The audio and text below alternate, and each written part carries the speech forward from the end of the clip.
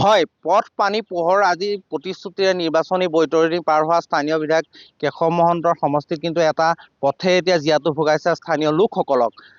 মিছাৰ পৰা কেলিডেন চাহ বাগিচা সংযোগী যি পথছোৱা আছিল সেই পথছোৱাৰ দুৰৱস্থা, তাৰোপৰি মিছা চাহ বাগিচাৰ পৰা শালবাৰী সংযোগী যি পথছোৱা আছে সেই পথছোৱাৰ দুৰৱস্থাৰ বাবেও কিন্তু স্থানীয় লোকসকলে জীয়াতু ভুগিব লগা হৈছে। আৰু তেওঁলোকে বিধায়কগৰাকীক বাৰে বাৰে অনুৰোধ কৰিছিল যে পথছোৱা নিৰ্মাণ কৰি দিবলৈ, পথছোৱা ভাল কৰি দিবলৈ, কিন্তু আজি কোপতি তেওঁলোকৰ যি পথছোৱা মেৰামতি নহ'ল, তাৰ বাবে কিন্তু তেওঁলোকে বাৰিষাৰ সময়ছোৱাত যথেষ্টখিনি অসুবিধাৰ সন্মুখীন হ'ব লগা হয়। আৰু স্থানীয় লোকসকলে তেওঁলোকৰ যি সন্তান, সেই সন্তানক বিদ্যালয়লৈ পঢ়োৱাৰ ক্ষেত্ৰতো যথেষ্টখিনি এই অসুবিধাৰ সন্মুখীন হ'বলগীয়া হৈছে। আমি পৰিৱেশটো দেখুৱাইছোঁ, এই পথছোৱা আচলতে পকীকৰণ নহ'ল।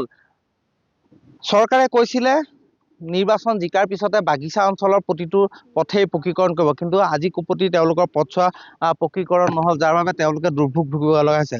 আপোনালোকৰ এই পথছোৱা কিমান দিন ধৰি বনোৱা নাই? হ'ল 4-5 বছৰ আগতে এইটো হৈছিলে, এই ৰাস্তাটো বিগিৰাঘৰৰ ওচৰত। এইটো বনালে, এই ৰাস্তাটো বনালে, এইটো এতিয়া হ'ল বনা নাই। 4-5 বছৰ হৈ গ'ল। আপোনালোকৰ অসুবিধা হয়? হয় ছাৰ, এতিয়া বাগান যাবৰ কাৰণে কিমান বোকা হৈ যায়, যাবলৈ অসুবিধা। আৰু এইটো মিছাৰলৈকে ৰাস্তাটো হোৱা নাই, এইখিনি গেটৰ ওচৰৰ পৰা কেডিএল কিল্ডিঙতো হোৱা নাই। কেতিয়াবা পানী অসুবিধা হৈ যায়, কিবা কাম চাম কাৰণে টেংকি চেংকি আনিবৰ কাৰণেও অসুবিধা হয়। এইটো মিছা বাগানৰ পৰা ক'লৈ গৈছে পথছোৱা? এইটো চালবাৰী। কিমান মানুহ অহা যোৱা কৰে ইয়াত মানুহ কমচে কম চালনা লুচি লাইন বহুত মানুহ আহে, চালনাৰো মানুহ ইয়াত আহে কাম কৰিবৰ কাৰণে। কয় ৰাস্তাখন এইটো হ'ল, এইটো হোৱা নাই। বাৰিষা হ'লেতো কষ্ট হয়, বহুত কষ্ট হয়। আপোনালোকৰ ল'ৰা ছোৱালী বিদ্যালয়লৈও যায়? যায়। কেনেকে যায়? ইয়াৰ পৰাও যায়, চাইকেলত যায়, খোজকাঢ়িও যায়। বাৰিষা হ'লে পৰেও? পৰে, বোকা হৈ যায় না। আপোনালোকে বিধায়কক কৈছিল নে? এতিয়াতো কোৱা নাই। চৰকাৰে যে কৈছিলে ৰাস্তাবিলাক পকী কৰিব বুলি, তেনেধৰণে আপোনালোকৰ পকী নহ'ল? নাই হোৱা। এইবাৰ ইলেকশ্যন আহি আছে, কি ক'ব?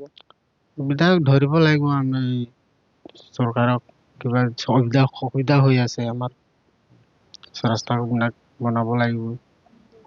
স্থানীয় লোক আছে, আৰু কিছু লোক আছে, কথা পাতিম। বাইদেউ, আপোনালোকৰ পথছোৱা পকী নহ'ল, স্থানীয় বিধায়কক আপোনালোকে অৱগত কৰিছো, বহুত বাৰ অৱগত কৰা হৈছে। আজি 25 বছৰ ধৰি এই ৰাস্তাটো হোৱা নাই।